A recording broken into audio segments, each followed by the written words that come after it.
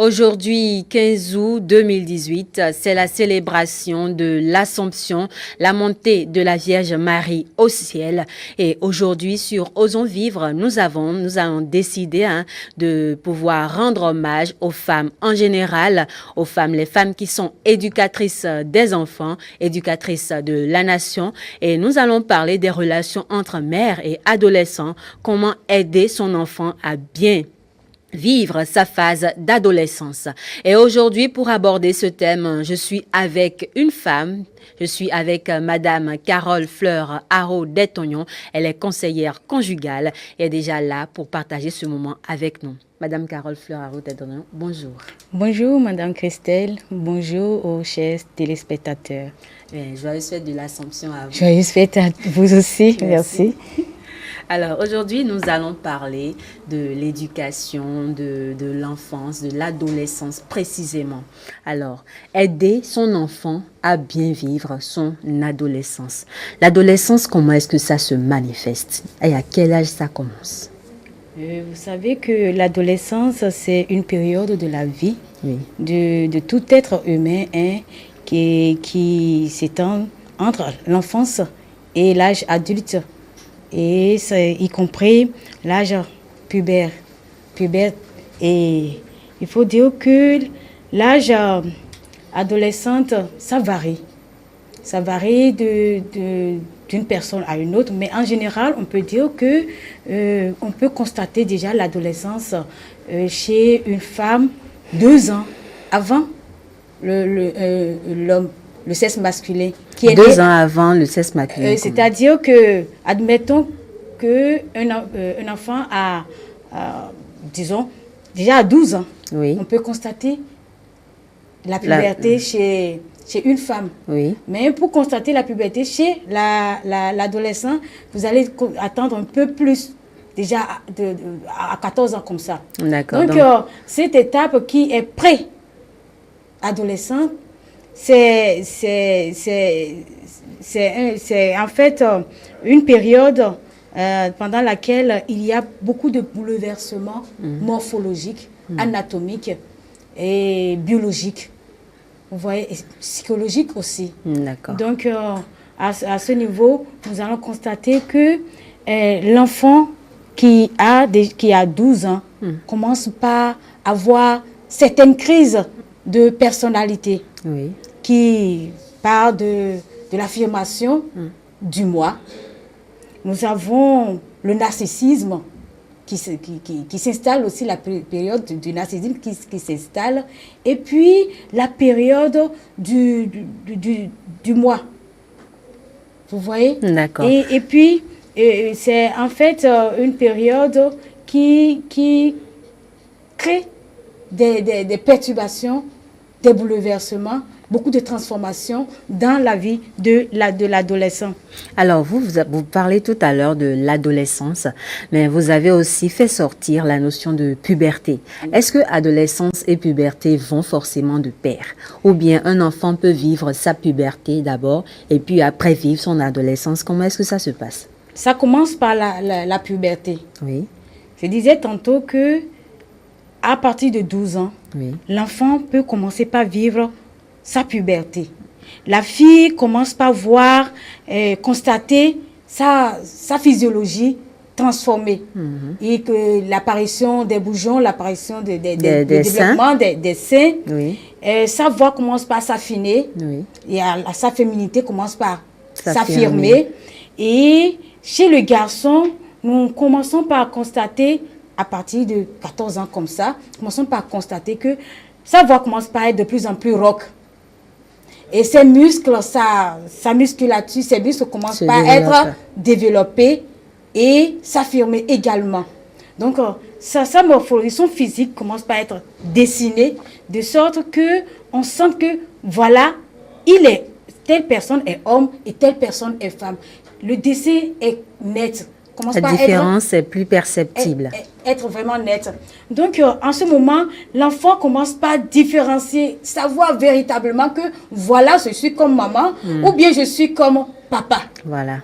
Et c'est après cette étape-là que nous rentrons dans l'âge dans la période de l'adolescence. Et chez la fille, il y a l'apparition des règles. Il y a le développement de son bassin. Chez l'homme, nous avons la spermatogenèse qui commence par être développée. Alors, et la pomme d'Adam qui s'accentue. Et puis, on sent que l'enfant commence par se sentir comme dépaysé. Tout ce qu'il est ou tout son passé, il ne prend plus ça en compte. Il commence par vouloir vivre une autre personne. Alors justement, on va entrer dans la phase psychologique de l'adolescence parce que vous avez la puberté précède alors l'adolescence. L'adolescence. Et c'est la puberté qui déclenche l'adolescence. On peut comprendre ça comme ça? Oui, c'est une phase préparatoire pour l'adolescence. Alors, une fois que l'enfant a développé tous ces caractères-là, ces caractères physiques, voilà, ces changements-là, une fois que l'enfant a commencé à observer ça et que dans la société, il voit que aujourd'hui, maintenant, lui-même, il est capable de faire ce que les adultes font. En tant que parent, en tant que mère, comment est-ce qu'il faut déjà commencer à accompagner l'enfant dans ce développement progressif de sa personne physique et mentale? Oui, dans ce travail d'accompagnement, il faut d'abord savoir en face de qui je suis, en face de quel enfant je suis et quelles sont les transformations qui sont en train d'arriver dans sa vie. Parce qu'en ce moment, c'est un enfant qui est un peu comme déboussolé, parce qu'il remet en cause tout ce qu'il a eu comme éducation. Il commence par changer son habillement, il commence par changer son style vestimentaire, son style personnel, sa démarche et tout ça. Donc, il faut être beaucoup plus attentif avec cet enfant et savoir être ferme.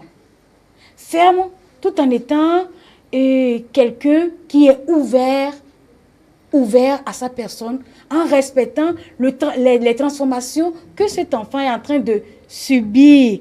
Parce que si on ne le respecte pas, c'est déjà un enfant qui se dit « Je n'ai plus besoin de quelqu'un pour aller de l'avant, je peux me suffire. » Et il peut délibérément ne pas obéir parce qu'il est grand, il est suffisamment fort et il y a déjà une affirmation. Il se dit, je suis fort et je peux braver toutes les intempéries. En disant que je peux faire comme les adultes, c'est lorsqu'il va se rendre compte de ses limites maintenant qu'il va chercher à imiter quelqu'un de son environnement. Et celui qui imite immédiatement, c'est son environnement immédiat, à savoir son père ou sa mère. Vous voyez? Et lorsqu'il va chercher à imiter son père ou sa mère, il faut que l'éducation préalable qu'il a reçue soit toujours en conformité avec ce que vos parents, nos parents, nous vivons. D'accord. Parce que lorsqu'il ne constate pas cela, la rébellion s'installe.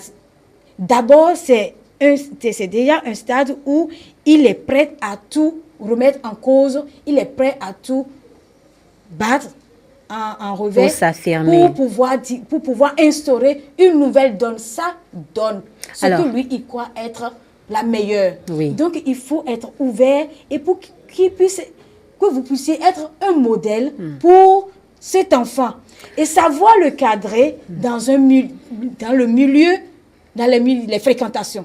Parce qu'il va chercher à fréquenter certains milieux, il va vouloir faire certaines expériences, donc d'abord le sexe, et puis l'alcool, il y a la drogue, et tout ce que le monde dans lequel il vit, ou bien l'environnement qu'il fréquente, lui propose.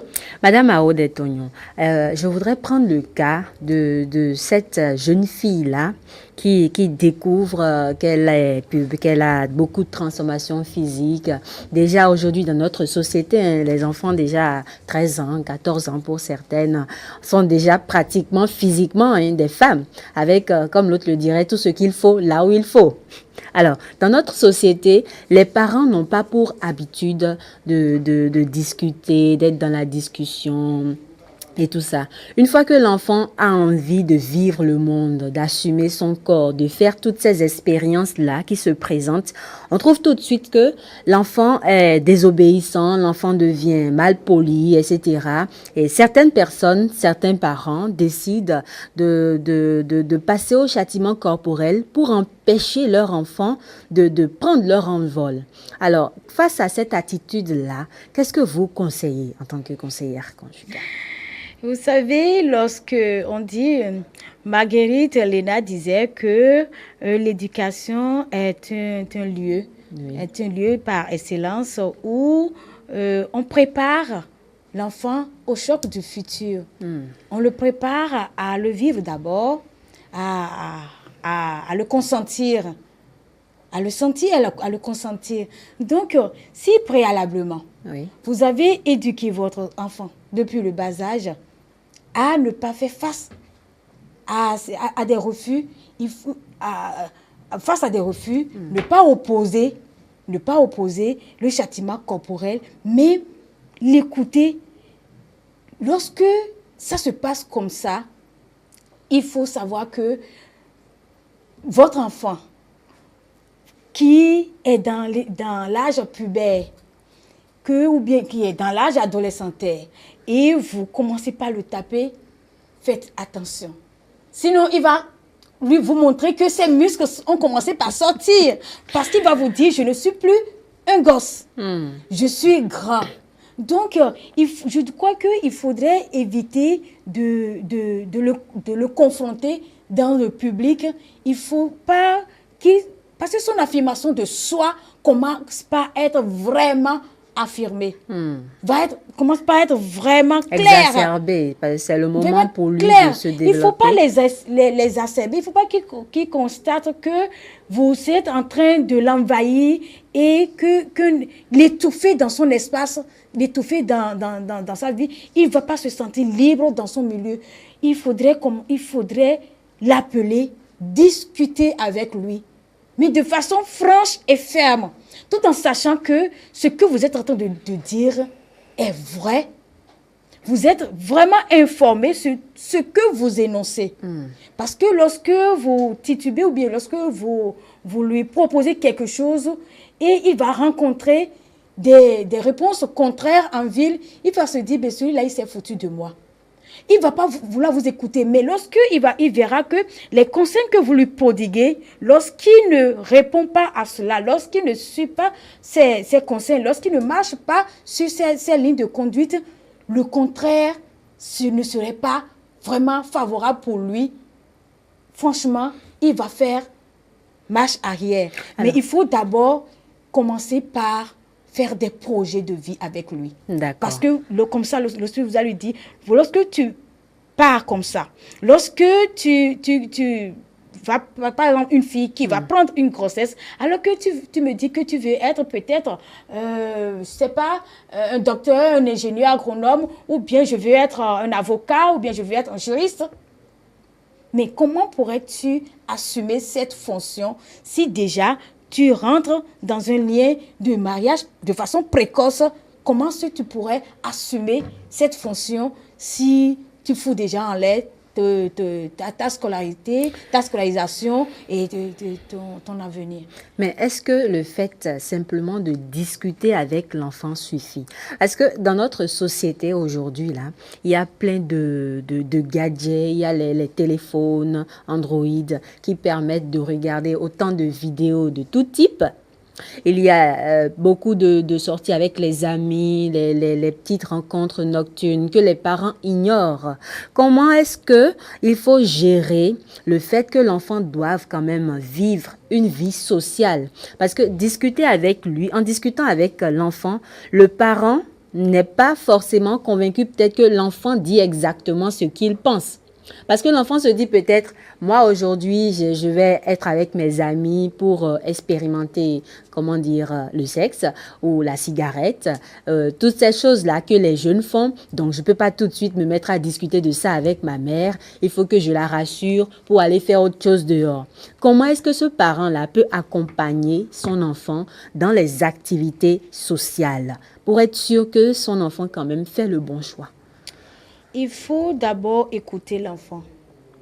Il faut que les parents prennent la patience d'écouter les enfants, même si ils sont en train de raconter ce que les adultes croient que c'est des bêtises ou que c'est des conneries. Même si on n'est pas d'accord avec ce qu'ils disent, il faut les écouter. Il faut leur laisser l'ouverture de connaître aussi leurs amis. Parce qu'il ne faut pas dire que je ne veux pas savoir que tu as tel ami ou tel ami. Mais savoir, avoir des informations sur le genre de personnes, les genres de personnes qu'il fréquente. Qui sont ses amis? Quelle est sa ligne de personnes avec qui il se sent à l'aise? Mais il ne faut pas se lasser de lui proposer une morale qui est conforme à l'éthique, une morale qui est conforme à ce que vous croyez être bien pour votre enfant. Parce que si déjà l'enfant a une éducation à la légère dès le bas âge, lorsqu'il va grandir, il va continuer à faire la même chose. Il va même s'accentuer pour vous montrer proprement ce que vous lui avez appris et qui était peu recommandable. Donc, je crois qu'il faut commencer par écouter l'enfant. Partager un peu ses sorties avec l'enfant. Dans la mesure du possible. Dans la mesure du possible. Emmener son enfant en boîte, par exemple. Est-ce que ça, c'est des choses qu'il faut faire? L'adolescent, il faut lui donner des conseils en partant des expériences de vie. D'accord. Parce que cela lui permet de tirer leçon de ce qu'il est en train d'envisager. Pas forcément compte tenu de ce qu'il vous a dit. Il ne faut pas être là à le critiquer surtout.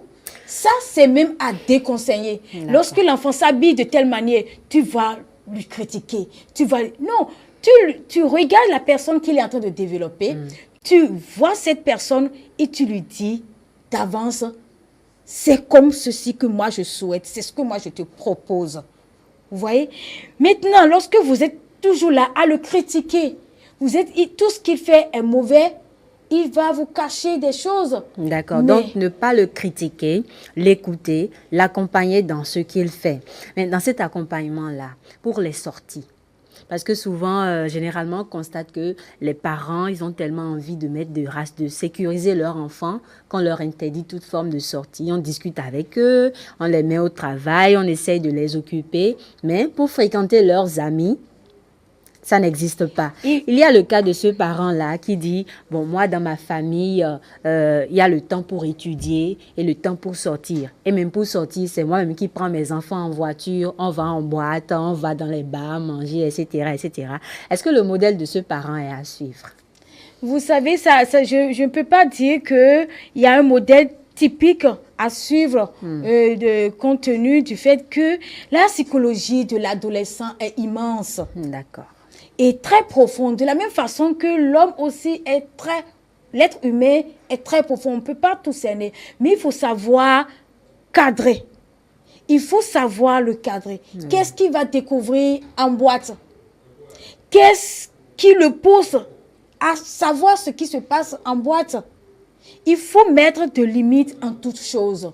Et lui dire, dès que tu auras peut-être tel âge, dès que tu pourras vraiment assumer ce que tu veux, tu vois là-bas, ce que tu vas voir là-bas, lorsque tu pourras vraiment l'assumer, là je peux. Parce qu'il ne suffit pas de dire que il y a des enfants qui sont beaucoup plus développés, plus que leur âge. Déjà, il y a des enfants qui commencent par avoir leur première règle déjà même à 10 ans, même avant ça. Et d'autres à 12 ans, compte tenu de la consommation des nourritures, de notre alimentation et des médicaments et tout ce que nous consommons. Il y a de cette transformation rapide chez les enfants. De façon psychologique, de façon intellectuelle, l'enfant aussi peut vite grandir. Mais il faut lui montrer que c'est mieux. À défaut d'aller en boîte, mais organiser un boom à la maison. Vous voyez, pour qu'il puisse inviter ses enfants et vous n'allez pas vous ingérer dans cette animation comme ça. Vous allez rester loin, mais comme si vous étiez proche. Donc, c'est le moment de laisser à l'enfant son espace, tout en essayant de cadrer cet espace-là avec l'écoute et la fermeté. Voilà, il faudrait lui proposer quelque chose qui pourrait peut-être ressembler à... Il faut l'amener des fois à des invitations pour voir comment est-ce qu'il va se comporter, cela vous permettra de connaître votre enfant et au fur et à mesure, pas sur place, mais au fur et à mesure, savoir comment est-ce que vous allez lui dire telle chose, on ne le fait pas à tel moment, telle chose, on ne le fait pas à tel moment. Parce que lorsque vous allez lui dire, du coup, devant les invités ou dans la foule ou bien devant ses amis, il va se sentir non seulement frustré, tout ce que vous êtes en train de dire, il n'a rien écouté, mais il écoute seulement les cris et vous savez quoi? Et il est en colère. Vous savez quoi? Quand vous criez, on crie pourquoi? On crie parce qu'on se sent loin de quelqu'un. On crie parce qu'on n'est pas proche de la personne. Donc, si il y a déjà les cris, ça veut dire que il y a déjà une distance entre vous et votre enfant. Il ne doit pas avoir de distance entre vous et vos enfants. Il doit avoir beaucoup de rapports, beaucoup de proximité. Et cette proximité est nourrie par l'amour que vous avez pour votre enfant. Parce que quand deux êtres s'aiment, ils ne se crient plus dessus. Ils se chuchotent des choses. Et c'est comme cela, lorsqu'il va peut-être être déboussolé, il va chercher à savoir comment je vais me comporter. La complicité s'installe. Il va chercher à vous chuchoter quelque chose. Qu'est-ce que je peux faire en ce moment? Qu'est-ce que je peux faire rapidement? Vous voyez? Et donc, comme ça, vous êtes en train de l'éduquer. Pas des signes, par des coups d'œil et beaucoup d'amour pour que l'enfant se sente vraiment aimé. Parce que c'est quelqu'un qui se dit, ben, je n'ai plus rien à vous demander. Mais lorsqu'il se dit, l'amour que vous lui offrez, c'est un amour inconditionnel. Il ne le demande pas, mais vous le lui offrez, pas parce que, même s'il fait des défauts, il constate que vous l'aimez toujours. Il va toujours vous revenir, retourner vers vous. Le plus important pour les enfants. Alors, on est déjà en train de finir, osons vivre, de ce jour. J'ai quand même envie de vous poser une dernière question. Dans le cas de ces parents-là, parce qu'on a pratiquement 2 à 3 minutes, dans le cas de ces parents-là qui traversent une crise de couple, au moment où leur enfant rentre en adolescence.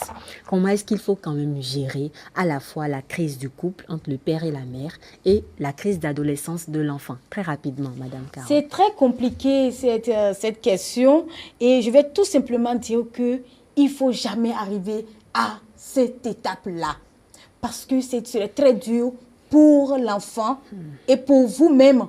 Vous n'allez pas connaître vos enfants, vos enfants ne vont pas vraiment pouvoir vous connaître également. Et quand cela arriverait, cherchez de l'aide. Il faut aller chercher de l'aide dans des centres appropriés. Je ne ferai pas une publicité ici, mais je demanderai tout simplement de chercher de l'aide pour le bien de vos enfants. Parce que les enfants, nos enfants, sont l'avenir de demain. L'enfant est le père, l'enfant est un père de demain. Donc, il faut dire que il faut aller se faire aider quelque part dans ces centres-là. Quelques conseils pratiques. Vous êtes quelques conseils pratiques, c'est qu'il faut faire un sacrifice. Il faut faire un sacrifice pour pouvoir aider cet enfant. Essayer de se comprendre entre couples.